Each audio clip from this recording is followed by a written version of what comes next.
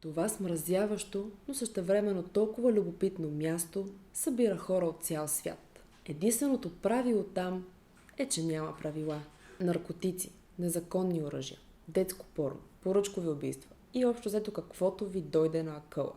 Ако искате да разберете кои са повечето шокиращи факти около това непознато за много хора място, останете до края на клипа. Преди да преминем към фактите за това така мрачно място, искаме да ви припомним, че имаме код 10 за 10% отстъпка на всички продукти в Ozon.bg, освен техника. Бихме искали да ви напомним да се абонирате за канала, както и за останалите, като линкове за тях има долу в описанието. Хвърлете и по едно око на социалните ни мрежи за малко повече информация. Пожелаваме ви приятно гледане! Преди съществената част е важно да уточним всъщност каква е разликата между повърхностната, дълбоката и тъмната мрежа. И да, повярвайте ни, има разлика и то огромна. Повърхностната мрежа е част от World Wide Web, която е лесно достъпна за широката общественост и може да се търси чрез стандартните веб търсачки като Google, Yahoo, MSN и така нататък. С други думи, всички сайтове, до които имате достъп, това са повърхностната мрежа. Дълбоката мрежа е точно обратното. В нея се намират страници, до които нямате достъп с обикновена търсачка. Това обаче съвсем не означава, че не можете да използвате дълбоката мрежа. Даже със сигурност сте го правили, без дори да знаете. Когато си влизате в имейла, в профила в Amazon, в банковата сметка, вие използвате дълбоката мрежа. И това не е нещо лошо, защото именно тя пази данните ми.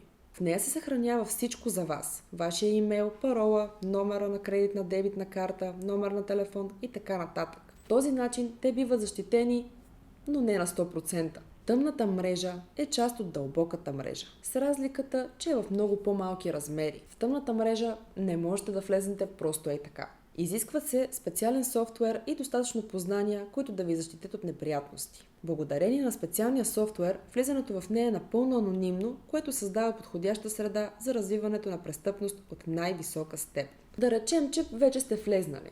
Изтеглили сте браузъра Tor, вътре сте и сега какво? Когато за пръв път стартирате браузъра, той няма да ви отведе до конкретни сайтове. Tor просто осигурява по-безопасен, криптиран начин за достъп до нормалната мрежа. За да отворите .onion сайт, да, те не са .com, .bg и така нататък, те са .onion. Трябва да знаете, че той съществува, както и кой е неговия адрес. Има няколко начина за намиране на активни Onion сайтове. Един от тях е да използвате директорията от сайтове като The Hidden Wiki. Тъмната мрежа ще ви напомни за старите дни на интернет. Можете да навигирате, използвайки множеството индексирани сайтове. Hidden Wiki е един от тях. Тук ще намерите разнообразни връзки към всякакви източници за тъмната мрежа. Едно от нещата, които трябва да запомните обаче, е, че тези сайтове се пишат от обикновени хора и това, което виждате и четете, може да не е винаги това, което изглежда. Чрез така нареченото The Hidden Wiki вече можете да достигнете до по-интересните неща, като сайтове за продаване на наркотици, незаконни оръжия, наемане на убийци, дори и детско порно. Преди време съществуваше сайт наречен Silk Road.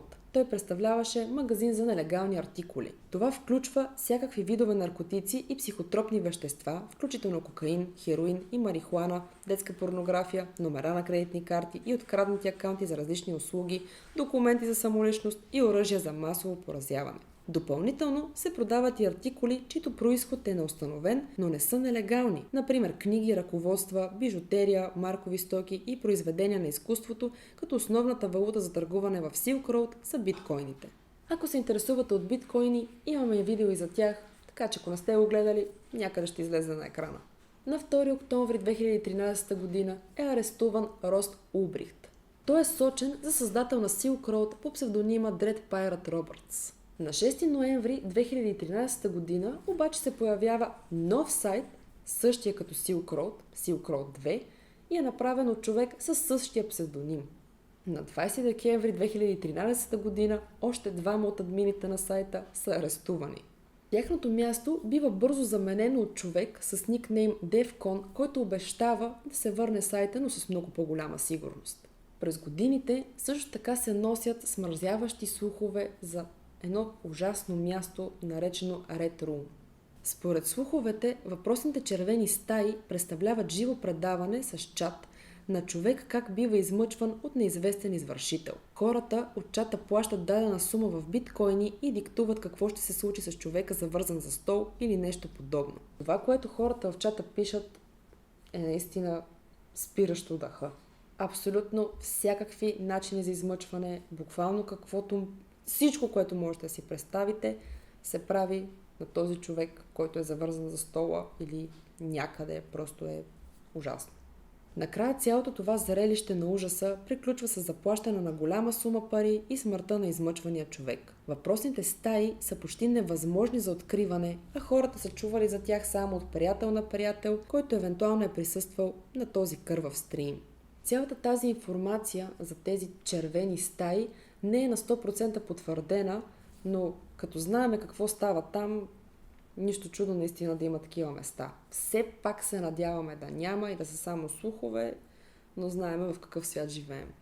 Доста ни е интересно. Вие какво мислите по въпроса? Били ли сте в такъв сайт? На какво сте попадали? Моля, споделете ни долу в коментарите. Дами и господа, това беше всичко за днешното видео. Не ви препоръчваме да влизате на такива места, защото първо ще видите наистина много грозни неща, също така не е безопасно за вас. Преди да затворите видеото, не забравяйте да се абонирате за канала на Конспиративно, както и за останалите ни канали, като линкове за тях ще намерите долу в описанието. Също така, възползвайте се от код 10 за 10% отстъпка на всички продукти без техника в Ozon.bg. Харесайте видеото, последвайте ни в социалните мрежи и от екипа на Конспиративно и пожелаваме приятен и конспиративен ден.